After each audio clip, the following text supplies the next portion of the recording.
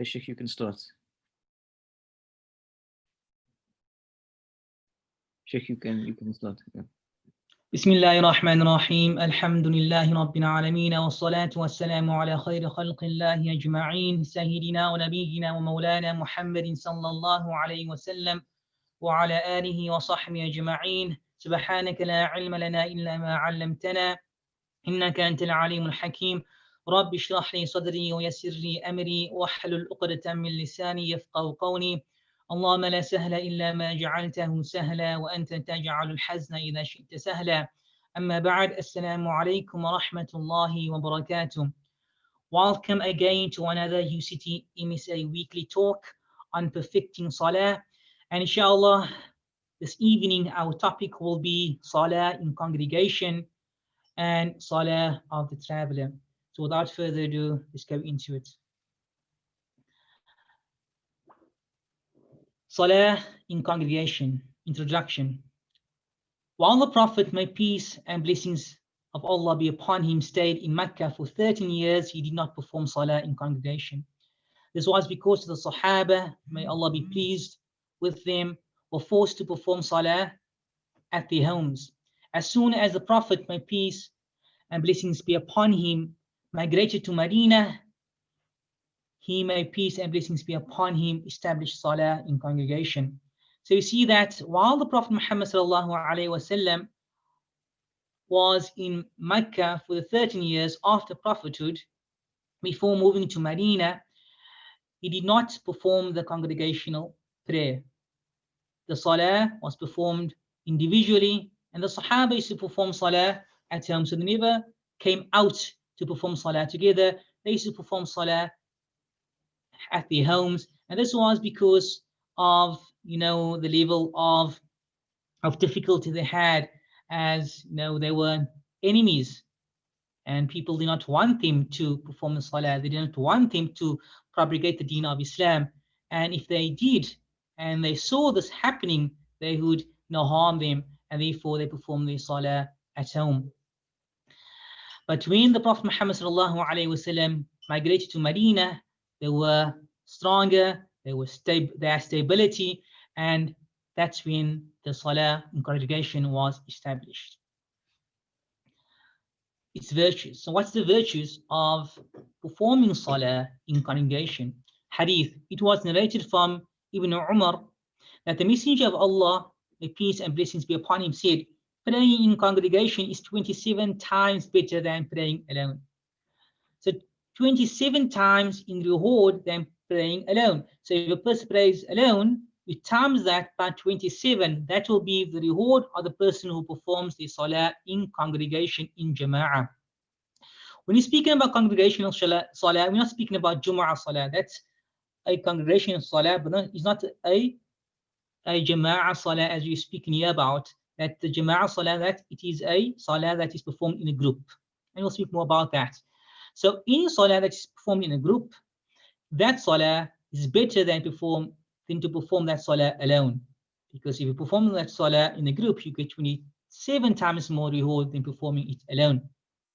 Hadith narrated from Abu Darda, I heard the Messenger of Allah, may peace and blessings be upon him, say, if there are 3 men in a village or in the desert amongst whom prayer is not offered in congregation, the devil has got the mastery over them. So observe prayer in congregation. For the wolves, it's only the straggling animal. So this hadith states that, subhanAllah, if there's a community and the community does not pray the congregational prayer, then shaitan will have a hold over them. Shaitan will try to overpower them.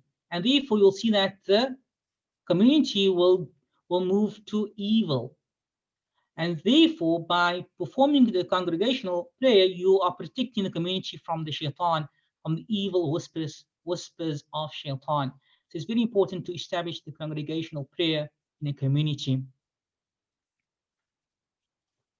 Its ruling. So what's the ruling of this congregational prayer? It is a communal obligation, a fard kifaya, upon all 3 residents to perform the 5 daily salahs in congregation. So fard kifaya, what does it mean? It means if a few performs it, so a few of the community performs it, then it falls away from the rest of the community. However, if no one performs it, then the entire community is sinful. Because it's Farul Kifaya, it means it's a communal obligation, meaning a portion of the community has, the portion of the community, they have to perform the salah in congregation. It is therefore not compulsory upon females, children, and slaves and travelers. However, it's recommended for them to perform the congregational prayer. Furthermore, it is recommended for males to perform it in the mosque and for females to perform it at home. So for a female to perform the congregational prayer at home, maybe with their daughters or their sisters, it is more rewarding for them at home than to perform it in the mosque. And for males to perform it in the mosque is more rewarding than performing it at home. Number of individuals. So how many individuals should there be for in order for that salah to be a congregational salah? The minimum number to make up a congregation is 2 people. It can either be the imam and a follower, even if it's just his wife or son. So if there's only 2 individuals, there's an imam and his wife, or an imam and his son, or even his daughter, but there are 2 individuals, then that salah will be a congregation salah. That salah will be made in congregation, and the reward will be 27 times greater than performing alone. So if you perform salah alone and you have someone to perform it with you, then automatically that salah becomes times 27. So there is more reward in performing salah in congregation than performing it alone. Acceptable excuses for not establishing salah in congregation. We mentioned that it's Farul Kifaya, communal obligation, meaning that a portion of the community has to perform that. So let's say no one performs it. What can there be excuses? What excuse can there be for no one to be sinned or to be sinful? There are general excuses. Of them, extreme rain. So if it's raining severely, then of course no one can go out to perform the salah in the mosque. That will be an excuse. Violent winds, it's windy and you can't go out, you might harm yourself. Then no one goes out. That's an excuse. Severe muddy roads, meaning if you walk in the mud, you might not be able to reach, you'll harm yourself. It will be an excuse. There's specific excuses like sickness. If you are sick, for example, extreme hunger and thirst, fearing one's life or wealth, being attacked by an evil individual, or relieving oneself from urine or stools.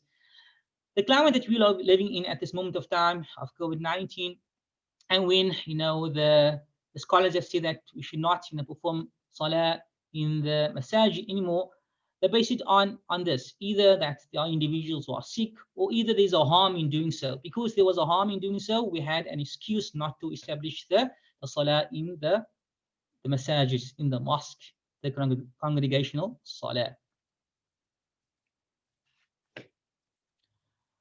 So now let's move on to the conditions for being an imam. So this is very important. If you want to be an imam, there are certain conditions that has to be fulfilled. The first of them, a follower should not have knowledge that the salah of the imam he is following is null and void. So this will be made clear with this example. So there are 2 individuals that are searching for the Qibla. However, they both came up with different directions for the Qibla. Both believe that their direction is the Qibla, Therefore, none of them are allowed to follow the other. This is because both believe that the next person is incorrect in his personal reasoning ijtihad, and that the salah in that direction is incorrect. So let's say there's A and B. A say B's direction is incorrect, and B say A's direction is incorrect. So therefore, A cannot perform salah behind B because A believes B's salah is incorrect. Because the Qibla, you have to face the Qibla. And B cannot perform salah behind A because B regards A's direction to be incorrect. And because of that, none of them can be imams for each other, because the follower has to believe that the imam is performing a salah which is valid. Okay. Number 2, the imam should not be unlettered. What does this mean? This means that the imam cannot recite Surah Al-Fatiha properly, i.e. he omits letters or vowels. However, if both the imam and the follower are on the same level of literacy, meaning both of them can recite properly as Surah Al-Fatiha, they need to be allowed for one to follow the other. So it's very important that the imam should be able to recite Surah Al-Fatiha properly. Now, sometimes we see people maybe with a big beard and maybe in a salah top, and we think and we assume that this individual can recite Surah Al-Fatiha properly, and then we say go in front and perform the salah. You have to make sure that that individual is able to perform salah properly and to recite Surah Al-Fatiha, because Surah Al-Fatiha, it is a pillar of the salah. If it's recited incorrectly, then that pillar, the Surah Al-Fatiha pillar, will be incorrect. And then without a pillar in the salah is incorrect. The salah is null and void. And therefore, we have to make sure that the person we move and with the person we asked to perform salah as the imam is an individual that knows how to recite Surah Al-Fatiha properly and is learned in that. It's very important for them to be well versed in the Quran and recite the Quran or Surah Al-Fatiha without any mistakes. Conditions for being an imam. Number 3, the imam should not be a female if the followers are males. However, if the followers are only females, then the female can be an imam. So it's very important to note that a female cannot lead males in salah. If the followers are only females, then yes, the female can lead the followers who are females in the salah. So they will be an imam and they will be followers. It will be a congregational salah. But if there are males, or even one male and many females, then that female cannot lead that salah. Then a male has to lead that salah.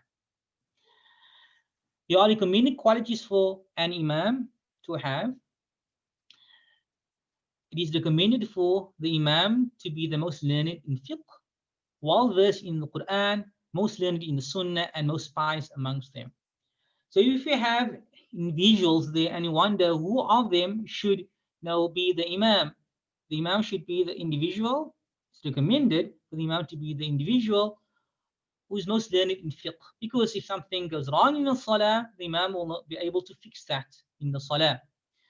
Should be well versed in the Quran, meaning that reciting Surah Al-Fatiha will be fluent without any mistakes.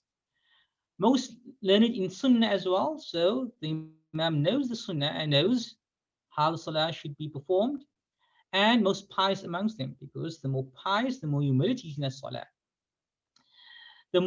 The more these qualities are found in the imam, the more virtuous and rewarding the salah of the follower behind him will be, as the scholars have said. The more virtuous and the more rewarding the salah will be.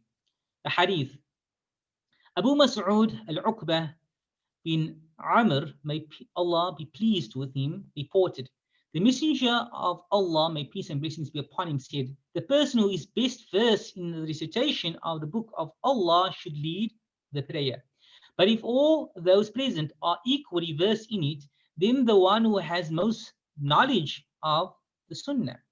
If they are all equal in that respect too, then the one who has migrated to Al-Madinah first. If they are all equal in this respect too, then the oldest of them. No man should lead another in prayer where the latter has authority, or sit in the house without his permission.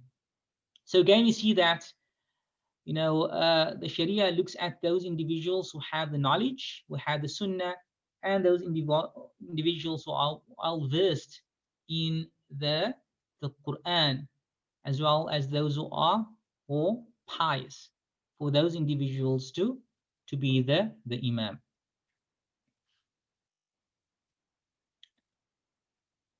So the question is, those whom one can follow.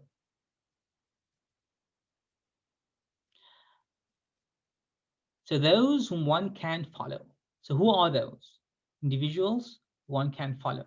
It should be noted that it is allowed for the follower who has taken a wet ablution to follow a person who have taken a dry ablution or have wiped his hoof. So you'll find in the instance whereby now you have taken a wet ablution, meaning you washed your hands, you washed yourself while performing wudu with water. But then you find a person who's a bit sick and cannot use water, and they used a dry ablution, they used tayammum, they used sand to perform their ablution, or they wiped on their hoof. You can still follow that individual, even though you performed your wudu with with water, and they performed their ablution because they can, because they were sick for certain reasons. They are allowed because they're allowed to perform their ablution with sand, with dust, and so forth. And because of that, you're allowed to follow them. It is also allowed for a follower who stands to perform salah behind the one who sits. So if you are standing and the person, the imam, is sitting, you can follow the imam. Sometimes the imam, might have weak legs and cannot stand, might be old, might be a bit weak, and therefore you're allowed to follow the imam even though the imam is sitting. It is also allowed for a baligh, a person who has reached the age of puberty, to perform salah behind a child. So you'll find this usually in the time of Ramadan, whereby you'll find that many of those who have reached the age of puberty follow certain children who have memorized the Quran, and they have not yet reached the age of puberty, but yet you can follow them in salah. A slave behind a free person. So if they are slaves, or rather a free person behind a slave. So if a slave performs salah, a free person can perform the salah. A healthy person behind a sick person. If the person is a bit sick and you're healthy, you can stand behind him. A person who is offering salah behind a person who is paying a missed salah. So if someone is paying in a missed salah, you're allowed to perform salah, that individual as well. A person who is performing an obligatory salah behind a person who is performing an optional salah. So if someone is performing an optional salah, you can perform salah behind that individual. Again, in Ramadan, you find this when you enter into the mosque and you find that the imam is busy with with salat tarawih. You can join in salah and perform your isha salah with that imam. So you perform 2 rakats with the imam, and then you stand up and you perform your other 2 rakats of your isha salah.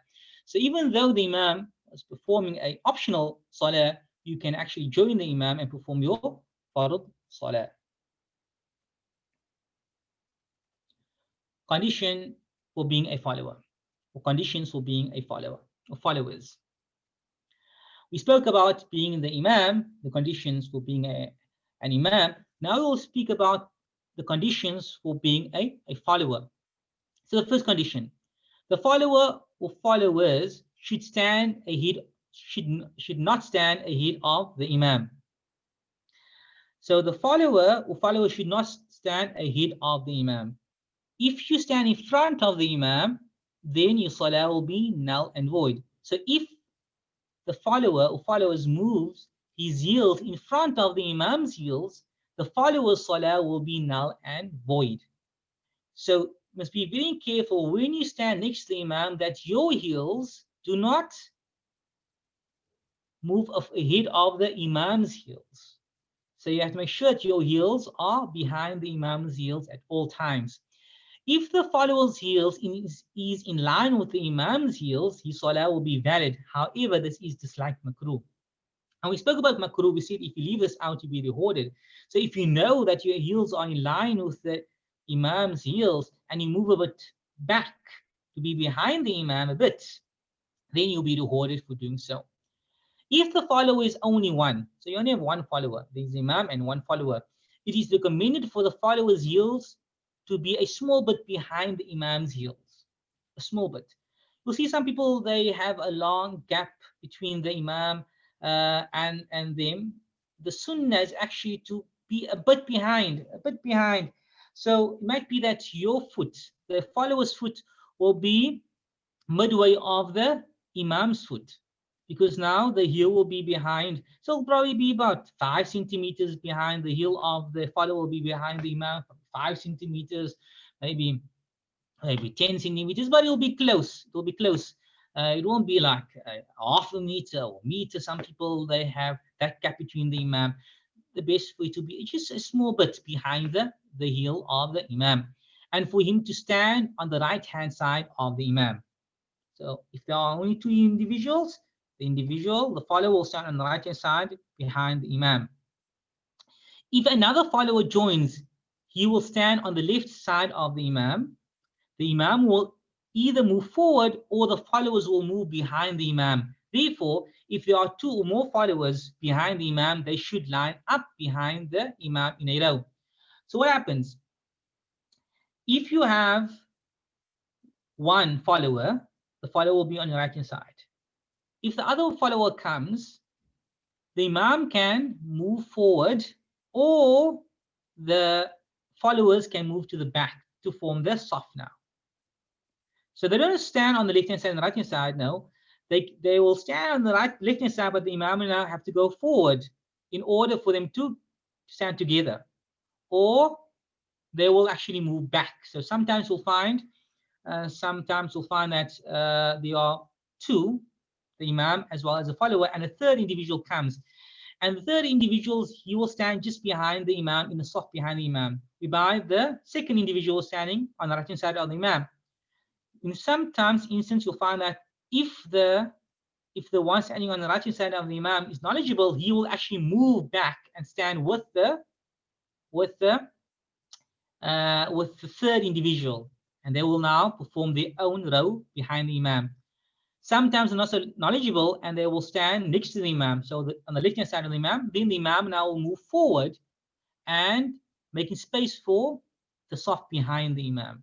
So the imam will move forward. So either move forward, or either the imam will move, or either the jama'ah will move to the back, depending on the situation. Hadith. Jabir narrated, I came and stood on the left side of the Messenger of Allah. He then took and brought me around him and set me on his right hand side. So you see here that the Prophet ﷺ was with one Sahabi, and only 1 follower, and this follower came to the left hand side. So the Prophet ﷺ took him and placed him on the right hand side. So we see from this hadith that you have to stand on the right hand side of the imam if you are the follower of the imam and you're only 1 person, individual. Then Ibn Sakhr came and stood on his left side. Then he then took us with his both hands and made us stand behind him. So here you find the Prophet ﷺ then took both of them and pushed him behind to form the saf behind the Messenger of Allah. The peace and blessings be upon him. It's very important to notice that when you are standing with the imam, you alone, you'll be on the right hand side behind the imam. If you are 2 individuals, then you will move to the back and you will make your saf. Either the individual that's standing behind next to the imam, he will move to the back, or maybe the imam will move to the front, depending on the situation, if they are knowledgeable or not. So if the imam sees that these individuals are not knowledgeable, he might move to the front and allow the 2 individuals to stand together in the saf behind the imam. Conditions for being an imam, conditions for being a follower. Followers continued. It is recommended for the followers not to stand further than 3 arm lengths, which is 1.5 meters away from the imam. This also applies between each row. So the gap between each row should be, less than 1.5 meters. Shouldn't be a huge gap between, the imam and the row behind the imam, or from one row to another row. It should not be more than 1.5 meters. If both males and females are praying behind the imam, the male rows should be first, followed by the female rows. So the males the rows will be first, and the female rows will be second behind the males. It's very important to note that the best saf for the males is a saf just behind the imam, and the best saf for the females, meaning saf means rows, so the best row for the males will be just behind the imam, and the best row for the females will be the last saf of the females. So the saf closer to the imam will be the worst saf for the females, meaning the least of the reward, and the saf the furthest away from the imam will be the best saf for the females. So it's the opposite of the males. The closer the male is to the imam, the more reward is there. The further the female is from the imam, the more reward. If there is only a male and a female praying behind the imam, the male will be on the right side of the imam, and the female will be behind the imam. So the female will always be behind the imam, and the male will be on the right side of the imam. Or if there's only a female, then again the female will be behind the imam, and if there's a male or female, both male and female, then the male will be on the right hand side of the imam, and the female will be behind the imam. If the imam and the followers are females, the imam will stand in the middle, in line with the imamah, basically the female imam, the female leader. She will stand in line with them. So they'll all stand in one line, and in the middle, she will stand there. So you won't see the difference of the imam and the followers. They will stand just in one line. It will be there. It will be there, saf. And saf will have the imam as well as the followers. And of course, the female, the followers will be just a bit behind the imam, as they can see the difference of the imam as well as the followers. It should be noted that it is disliked for a follower to stand alone in a row. You should try to move into a row if there is space. However, if there is no space, it is recommended to pull a person that is in a row to him. So to pull to him, the person who's in front of him, after he is in the salah. It is recommended for the one that is pulled to help the one standing alone to achieve this virtuous act by helping each other in piety. However, this should only be done if one knows that the person being pulled back will adhere to it. If not, then one should not pull the person out of fear of causing any fitna. Okay, so what is mentioned here is, if you are entering the mosque and you find that the saf in front of you is full, there's no gap at all, you can't find a gap. So you are standing alone behind that saf. There's no one else to stand with you. Then you pull someone gently, you tap on the shoulder, gently pull him to the back. If the person is knowledgeable, the person will walk to the back. If the person is not knowledgeable, the person will be stubborn and say, why you will not at all push you, or think, why are you pulling me? And they will just stand where they are standing. But if they're knowledgeable, they will actually move to the back. So if you know this individual will move to the back, then you're allowed to push the person to the back, and for the person to stand with you in the row behind that full saf, to get that virtue of standing in a saf with someone. But if you know that individual will not move to the back, and then you stand alone in that saf. But if you can, it is also recommended for you to stand with someone in a saf rather than standing alone in that saf. So if you know it will cause a fitna, the person might get angry, and the person might fight with you, then you do not at all pull that person to the back. Only if you know that person would do that. Conditions for being a follower or followers continued. Number 2, to follow the imam in all movements and all pillars of movement. Okay. This is done by delaying slightly the follower's movement to after the imam has moved.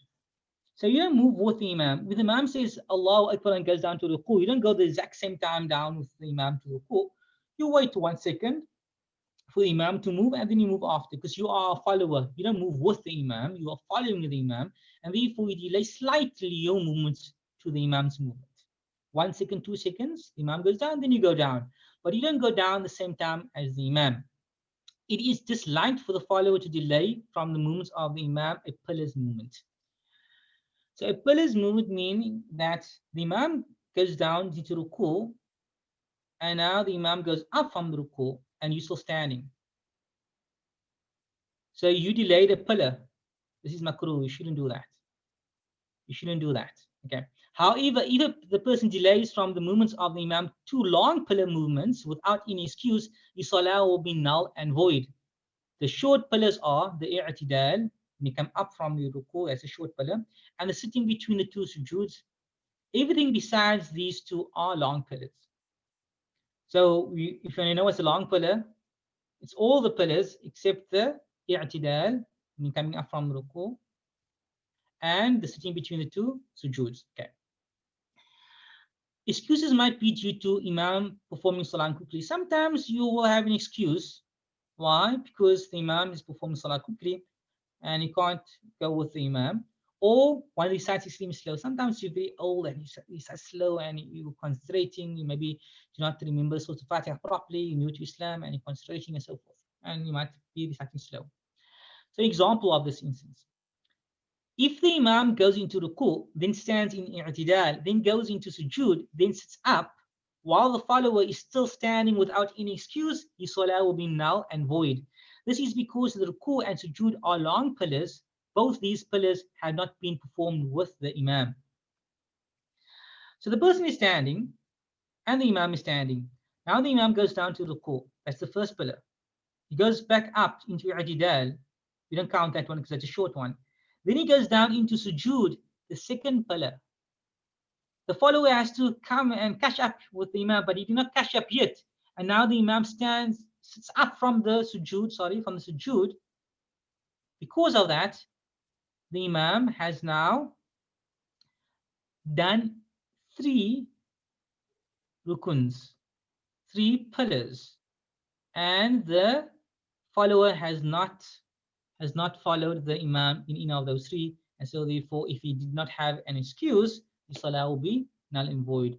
If he had an excuse, meaning that the Imam was too fast and couldn't catch up with the Imam, it might be excusable. But if he had no excuse at all, then his salah will be null and void. Conditions for being a follower or followers continued. Number 3, to have knowledge of the movements of the Imam. You have to have knowledge. If you have no knowledge on the movements, how will you be able to follow the Imam? This is done by either looking at the Imam, you see the Imam in front of you, you can look at the Imam, he goes up or down, looking at the rows. So if people are in the rows, you can see that they are going up or down. So you know if the Imam is in ruku because everyone's in ruku, you can see around you, or listening to the Imam. Sometimes there will be a loudspeaker and you can listen over the loudspeaker and you know what the Imam is doing. This is especially sometimes the females are behind the curtain and they can't see the Imam and they can't see the rows in front of them. And therefore they can hear the Imam saying Allahu Akbar and they can follow the Imam by hearing the Imam. Number 4, there should not be a huge space between the Imam and the followers. This is if the congregation is not in the mosque. However, if it is in the mosque, the space does not matter. So if you are in the open field and you have Imam, you can't have a huge space. Huge space which is customary to be huge. This is huge. But if it's a small place, like usually like you have between the Imam and the congregation, the followers, if it's small, if it's about 2 meters, that's still okay. But if it's 5 meters between the Imam and the followers, and this is outside, then it's a problem. Then you can't follow the Imam from such a distance. But if you're in the masjid, then the distance can be long. It does not matter. But we said it's recommended again for it to be no longer than 1.5 meters, 3 arm lengths. Conditions for being a follower or followers continued. Number 5, to intend to perform salah in congregation. The intention of the follower to perform salah with the Imam should be done with the takbiratul ihram. Therefore, if one leaves out the intention and follows the Imam in his movements, your salah will be null and void if he waits long between movements. However, if his movements coincide with the movements of the Imam, his salah will be valid without the reward of congregation. What does this mean? It means someone comes to the Jama'ah and he just says Allahu Akbar, but he's performing salah on his own and he's just following the Imam, in the Imam's movements, but he's performing salah on his own. The problem here is if he waits long, so if he's done with the Surah Al-Fatiha and now he's waiting for the Imam to finish the Surah Al-Fatiha and go down to the ruku, and if that duration is too long, then the salah will be null and void, or in other duration in the salah if it's too long. So yes, he will have a valid salah even though he's following the actions of the imam, but he's performing salah on his own. Therefore, he will only be rewarded as a salah on his own, not a salah as a jama'ah salah, congregational salah. It should be noted that it is not necessary for the imam to intend to perform. Uh, should, uh, it should be noted that it's not necessary for the imam to intend to be the imam.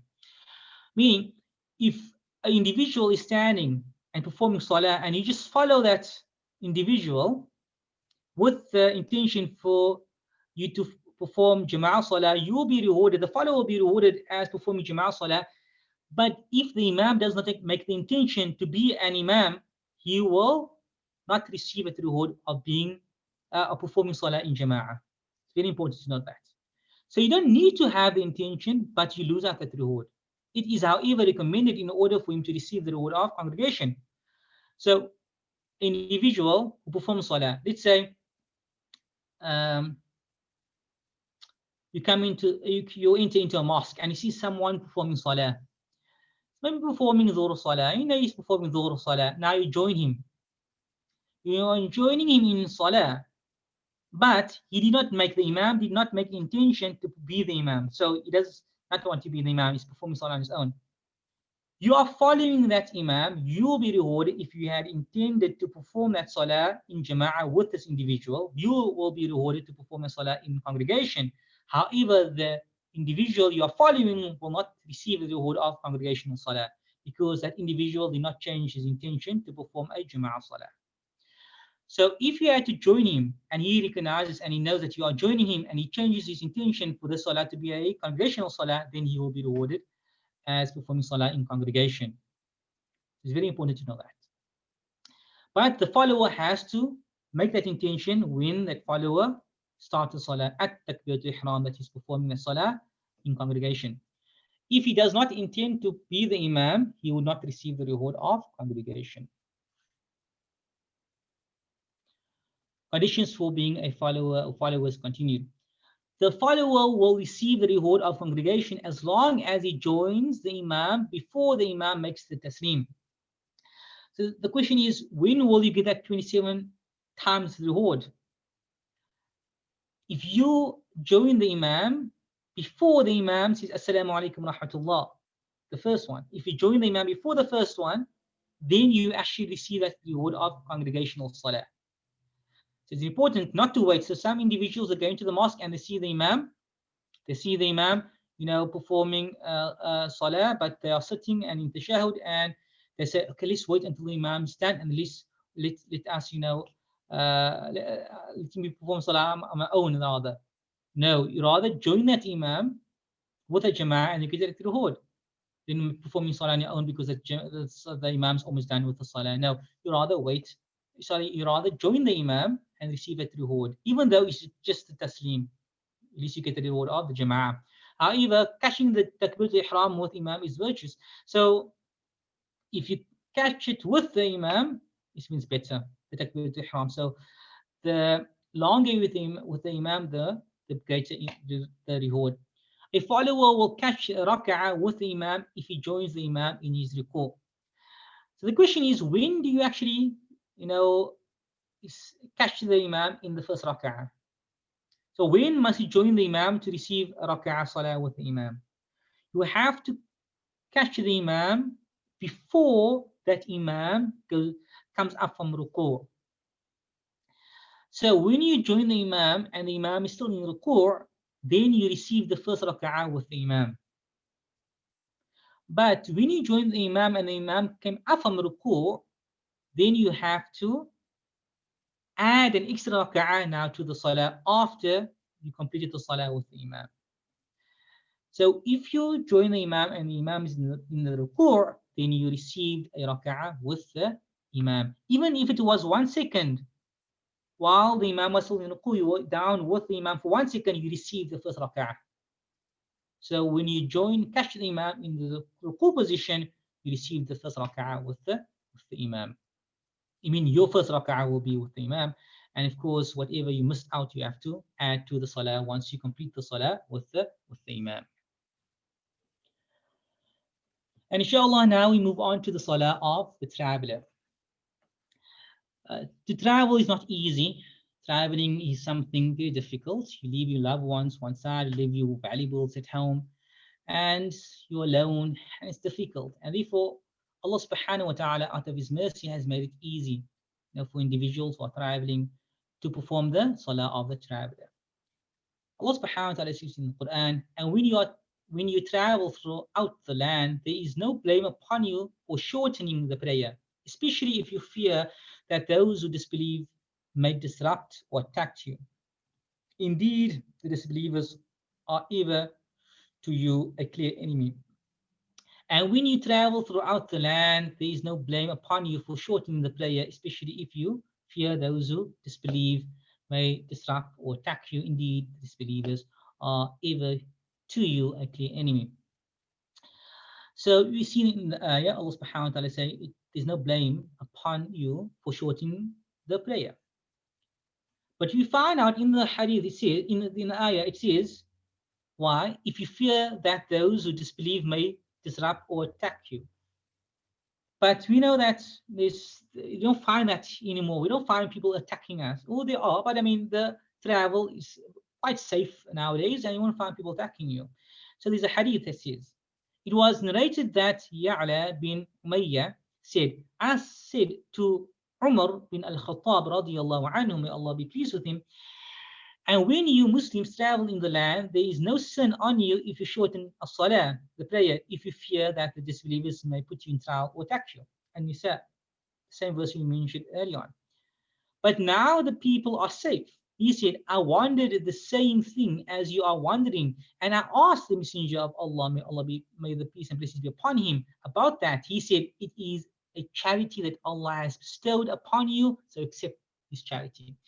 So to shorten your salah is a charity that Allah subhanahu wa ta'ala has given us. Even though it's not, that you will be harmed on the way by any disbelievers, even though that's no longer there, we can still shorten our salah, as it is a charity that Allah subhanahu wa ta'ala bestowed upon the believers, and therefore we should accept Allah subhanahu wa ta'ala's charity. Okay, so we are speaking about the salah of the traveler. So before we can move on to the two methods of performing the salah of the traveler, we need to discuss the conditions of a travel that permits this type of salah, shortening and joining of salah. So we have to first discuss the conditions of a travel. So not all travels will allow a person to shorten or join a salah. That's what the conditions attached to that. And we'll first do that before going into these two salahs, the shortening salah and the joining of salah, the jam' and the qasr. Conditions of a travel that permits the salah of the conditions of a travel that permits the salah of a traveler continued. So the conditions are as follows. Number one, it should be a long journey that has a distance of 81 kilometers or greater. Therefore, if a person's destination is less than 81 kilometers, one cannot join or shorten one salah. The distance is calculated by the length of the road and not as the crow flies. So it depends on how long the road is. We don't look at the shortest route, destination. It's your destination, it's your journey. The journey that you are taking, that road, that is how we calculate the distance. Number two, the person should have left the boundary hall of a city that he is intended to travel from. If the city does not have a boundary hall, then he must pass all the buildings of the city. So this is very important to note that you can only start shortening your salah once you leave the boundary of your city. So if the city does not have a boundary hall, then when the houses stops, there's no more houses anymore, that's when the city stops, So how does it work for us? So if you drive far and you see that there's no more houses around you, you have left your city, and then you can now start to perform shortening of the salah if all the conditions are met. But you have to move away from the city. You have to leave the boundaries of the city. And how do you know the boundaries of the city? If there's no more houses around you and you see maybe desert, or you see just vegetation, then we know that you have left the boundaries of your city. Conditions of a travel that permits the salah of the traveler. Continued. Number 3. The travel should have an intended destination. Therefore, if a person travels with no destination in mind, one cannot shorten or join the salah. Likewise, the person following another person while traveling and the follower does not know the destination, the follower cannot shorten or join his salah. This is, however, if the duration is less than the duration of required for traveling, which is 81 kilometers.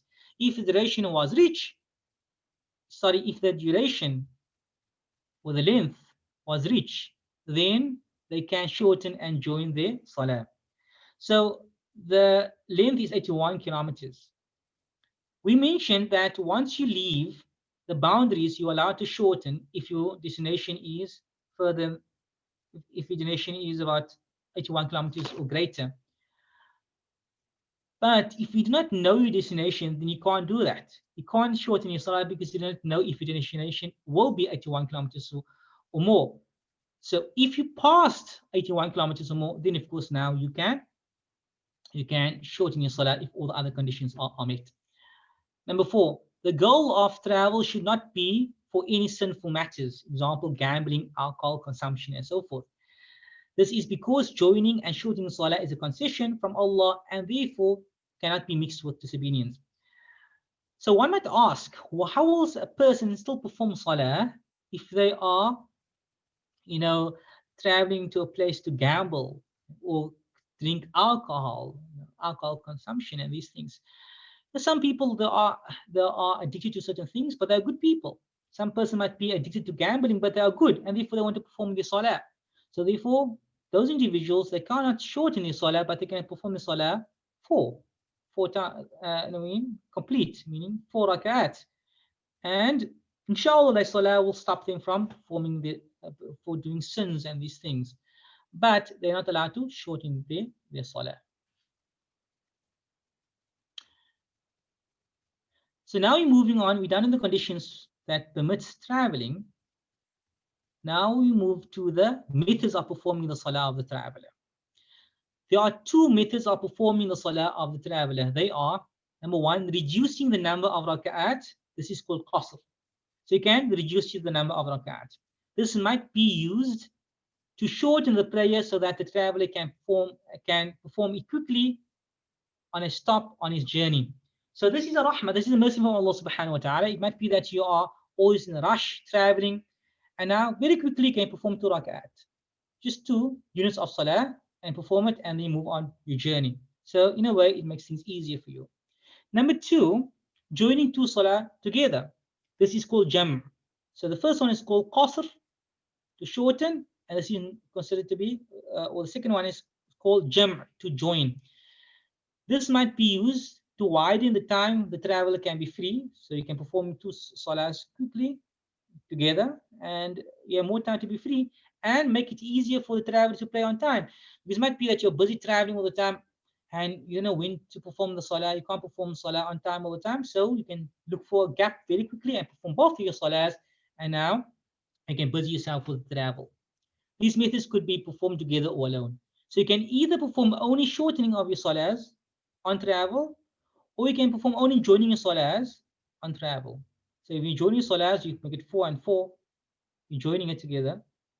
So Dhuhr and Asr, you join 4 and 4, and Maghrib and Isha will be 3 and 4. So you're joining those together. You don't shorten it. That's a possibility as well. Or you can shorten and join. So it'll be Dhuhr and Asr will be 2 and 2, and you join it together. And then Maghrib and Isha will be 3 and 2, and you join those 2 together. So you move on to the first one, which is qasr. That is this is to reduce the 4 rakat salah, which is Dhuhr, Asr, and Isha, to 2 rakats. Fajr and Maghrib cannot be shortened. Fajr will stay 2 rakat and Maghrib will stay 3 rakats. The only salah that can be shortened is the Dhuhr salah, the Asr salah, and the Isha salah. Only the 4 rakat salahs can be shortened to 2 rakats. But Fajr salah will stay 2. It does not shorten to 1, it stays 2. Maghrib does not shorten to 2 or 1, it stays 3. So the only salah that can be shortened is the Dhuhr salah, the Asr salah, and the Isha salah. Conditions for qasr. Number 1, Only the salah that the time waqt has come in while traveling can be shortened. So only while you're traveling and a waqt comes in and a time of salah comes in, only that salah you can shorten. Therefore, salah that came in before traveling cannot be shortened. This is because the person has not yet become a traveler. Example of this will be, it is Dhuhr salah, and now you're traveling while it's Dhuhr salah. While you are traveling, you cannot shorten your Dhuhr salah because the Dhuhr salah came in while you were still a resident, and therefore you have to first perform Dhuhr salah 4, and then you travel, and while you're traveling now, Asr salah you can make 2. It's very important to note, only those salah that came in, the waqt came in while you're traveling can be shortened. Also, salah that has come in while traveling but was not performed until arrived back to his home city cannot be shortened. This is because he is no longer a traveler, and only a traveler can shorten it. So let's say you are traveling back into your home city. Now, it is Asr salah has come in. And when you arrived, you notice while you were traveling, Asr Salah came in. But once you arrived to your home country, home city, you did not perform it Asr Salah. Now you have to perform it as 4 because you're no longer a traveler. But if you had to perform it while you were traveling, then you perform it as 2. But now once you arrived, then you only thought about performing it. Then you have to perform it as 4 because you're no longer a traveler.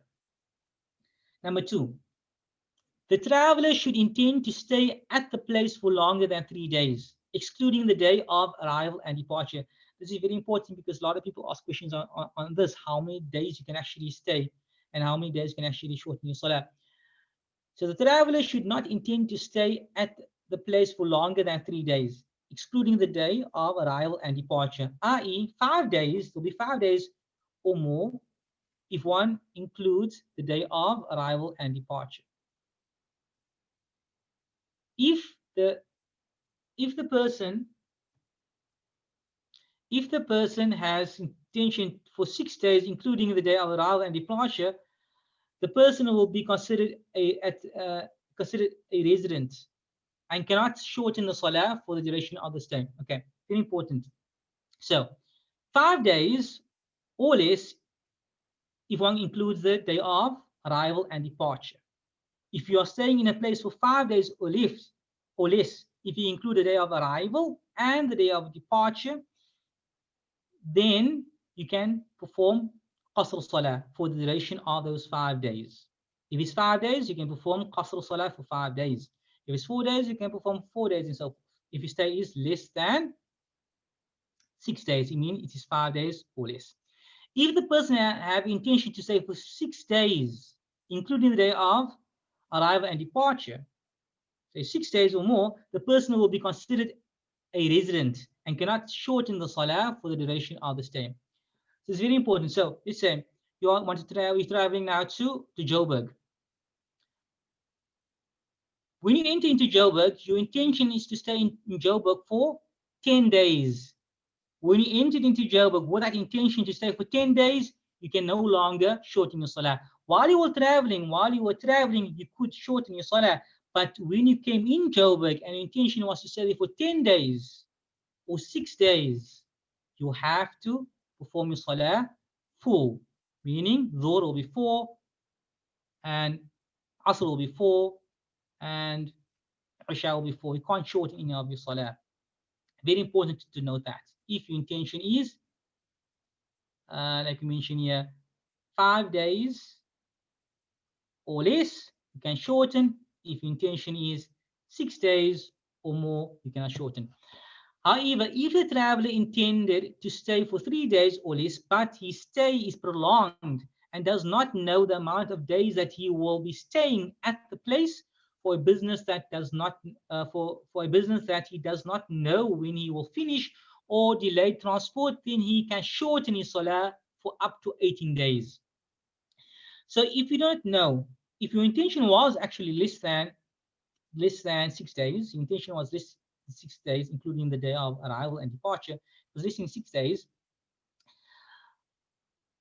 But while you are there, you find out that you have business, and business in the end of each day, you find out that you say another day.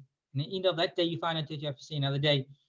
You're not sure how long will your stay still be? Then you're allowed to delay till 18 days. So you're allowed to shorten your salah up to 18 days. So example of the first situation. If Ahmed arrives at his destination and intends to stay for 3 days, he can then shorten his salah for his entire stay. This is because the amount of days is no longer than 5 days, including the day of arrival and departure. However, if Ahmed arrives at his destination and intend to stay for 6 days, he can no longer shorten his salah. This is because he is no longer a traveler and is regarded as a resident. So automatically, if the intention was 6 days, he's now a resident. The second situation. If Ahmed arrives at his destination and intends to stay for 3 days or less than 3 days, however, he delays due to work and does not know when he will be done with the work, and only finds out at the end of the day if he will be staying the next day, he then is allowed to shorten his salah for every day he does not know when he will be done, up to 18 days only. After 18 days, he can no longer shorten his salah. So these are the two scenarios. Conditions for qasr continued. Number 3. The traveler should not follow a resident in salah. If he follows a resident in salah, then he cannot shorten his salah and has to complete it as 4 as the resident. Even if he just join with the imam in the last rak'ah of the imam, he still has to complete it as 4. However, if the traveler is the imam, then he can shorten the salah even though the residents are following him. So now the traveler, he is the imam, and the residents are following the imam. The followers will then stand up and complete their salah to 4 rak'ahs. So if the traveler is performing dhuhr, of course, he's a traveler now, he will be performing it as 2 rak'ahs. 2 rak'ahs, he'll be performing that. The residents will follow him and perform 2 rak'ahs with him, and when he's done with his 2 rak'ahs, he will complete his salah, and the residents will stand up and perform the other 2. It is recommended in such a situation for the imam who is a traveler and shorten his salah to turn around after he has finished his salah and to say to the followers, complete your salah to 4 rak'ahs, for verily I am a traveler. Okay. Now we move on to jam salah. Jam salah is joining the salahs together. The jam salah is divided into 2. They are bringing a later time salah forward and joining it to an earlier time salah. This is called jam taqdeem. So jam taqdeem is bringing a later salah forward and joining it to an earlier salah. Bringing asr forward, joining asr with dhuhr. So joining and performing asr salah in the waqt, the time of dhuhr. That is known as jam taqdeem. Number 2, delaying an earlier time salah and joining it to a later time salah. This is called jam ta'khir. That is when you delay a salah, meaning delaying dhuhr salah to the time of asr salah. Performing dhuhr with asr in the time of asr, delaying it. So what are the salahs that you are allowed to join? The salahs that one is allowed to join, or the salah that one is allowed to join, are the salah that one is allowed to join. They are dhuhr with asr and maghrib with isha only. You can only join dhuhr with asr either in the waqt of asr or the waqt of dhuhr, and maghrib with isha either in the waqt of maghrib or the waqt of isha. Therefore, it is not allowed to join fajr with any salah before it or after it. Joining fajr with isha is not allowed, and also joining fajr with dhuhr is not allowed. Likewise, it's not allowed to join asr with maghrib, and with maghrib with asr. It does not allowed to join them at all. So what are the conditions of jam taqdeem? Number 1, should be done in a particular order. To first perform the salah of the time that is in, then following it with the next salah. So remember, this is jam taqdeem, you're bringing the salah forward. A later salah, you bring it forward. So if dhuhr time has entered, then one should first perform dhuhr salah, then follow it with asr salah. One cannot perform asr salah, then dhuhr salah. So first to perform the salah, the waqt is in. Number 2, to intend to join the first salah with the second salah before the ending of the salah. However, it is recommended to have the intention of joining the first salah with the second salah at the takbiratul ihram of the first salah. So let's say you perform Dhuhr salah. You have until the end of Dhuhr salah to make the intention if you want to join Asr salah to Dhuhr salah. So let's say it's the waqt of Asr, sorry, the waqt of Dhuhr now. And you are performing salah, you're thinking to yourself, should I perform it, the Asr salah in Dhuhr salah, or should I now perform Asr salah in the waqt of Asr? You have until the end of your Dhuhr salah. So at the end of the Dhuhr salah, now decide, okay, I want to bring Asr salah forward. Then you make the intention in your mind that, okay, after the salah, I'm going to perform Asr salah. So the intention should be, while you're in the salah, so while you're in the first salah. But if your intention came after the salah, so you performed your Dhuhr salah, and you had no intention to join Asr salah to Dhuhr salah, then you cannot perform Asr salah in Dhuhr salah. You have to perform your Asr salah in the waqt of Asr. So the intention has to be made in the first salah. However, like we mentioned, it's best to make it at the beginning of the first salah.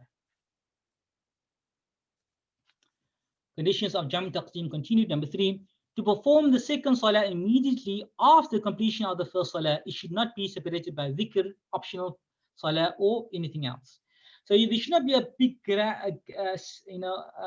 big space, or time period between both salahs. You perform Asr salah immediately after your Asr, sorry, you perform your Dhuhr salah immediately after your Dhuhr salah, you perform your Asr salah. You cannot perform your Dhuhr salah, then you go to the shop or do something else, and then now you perform your Asr salah in the waqt of Dhuhr. You can't. You have to perform your Asr salah in the waqt of Asr because the delay was too long. You should not have a huge gap between the two. Therefore, if the two salahs are separated by a long time period, the joining the salahs will be null and void.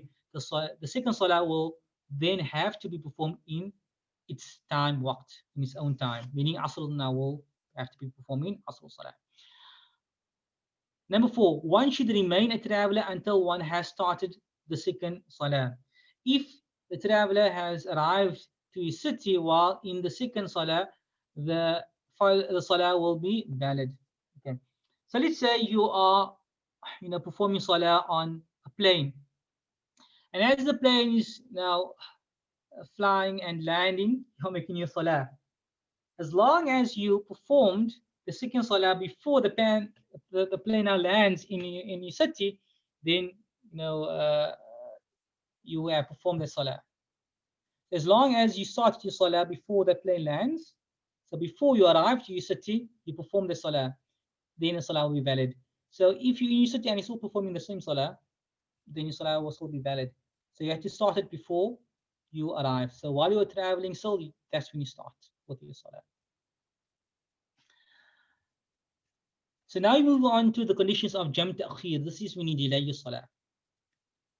Number 1, to intend to delay and join the first salah to the second salah while in the time waqt of the first salah. Very, very important. People usually make this mistake all the time.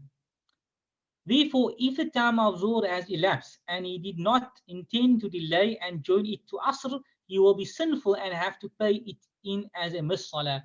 So let's say it's Dhuhr and you do not have the intention to delay Dhuhr to delay Dhuhr to Asr. So you're a traveler, you did not have the intention to delay Dhuhr to Asr salah, and now the waqt of Asr has come in, you have to now pay in the Dhuhr salah as a missed salah because you did not have the intention while you were in Dhuhr to delay it to Asr. Number 2, one should remain a traveler until both salahs are completed. Very important again, both salahs have to be completed. Therefore, if he does not complete both salahs while still a traveler, the delayed salah will be considered to be a missed salah. It should be noted that there does not need to be any order between the two salahs. One can start with any salah. Also, one does not need to perform the second salah immediately after the first, however it's recommended. So in Jam' Ta'khir, there are but less conditions. You don't need to perform first. If you want to perform Dhuhr first, then Asr, or Asr first, then Dhuhr, it does not matter.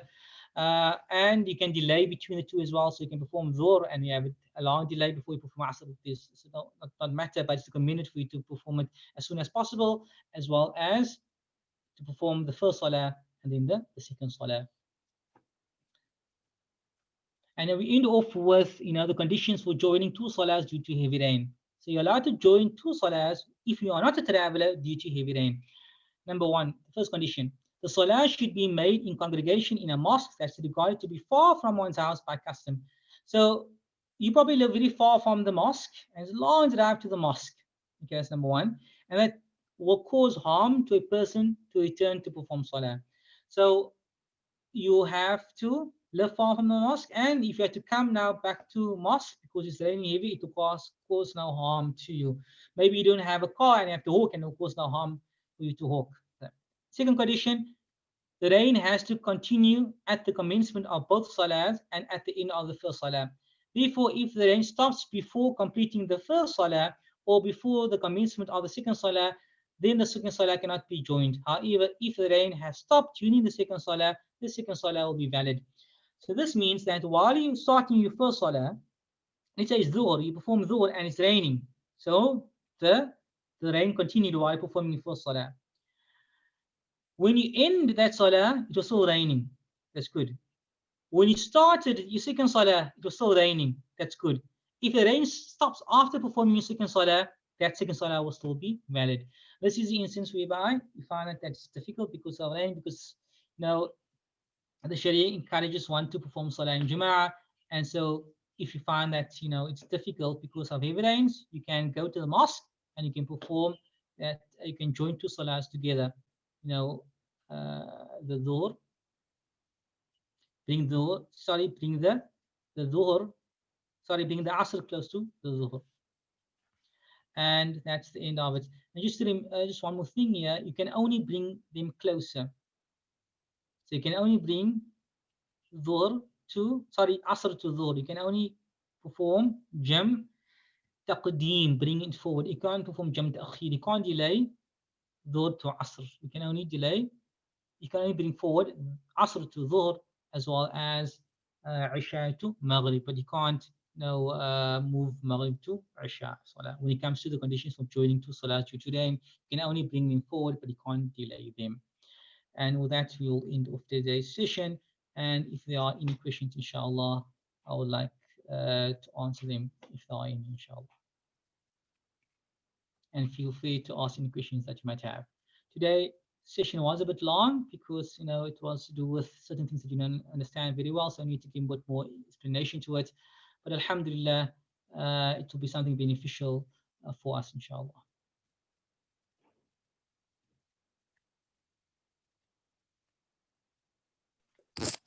Sheikh, there doesn't seem to be any questions on the chat room either. So if anybody else has anything to ask. If there are no other questions, inshallah, I'll hand it off to you to close, inshallah. Wassalamu alaikum wa rahmatullahi wa barakatuh. Walaikum salam. Thank you so much, Sheikh. That was very informative. There's actually a lot of things I didn't know that you mentioned when traveling and stuff. So thank you very much. That was very beneficial. And thank you to everyone for joining this evening. Okay, shukran. Assalamu alaikum. Wa alaikum salam wa rahmatullahi wa barakatuh.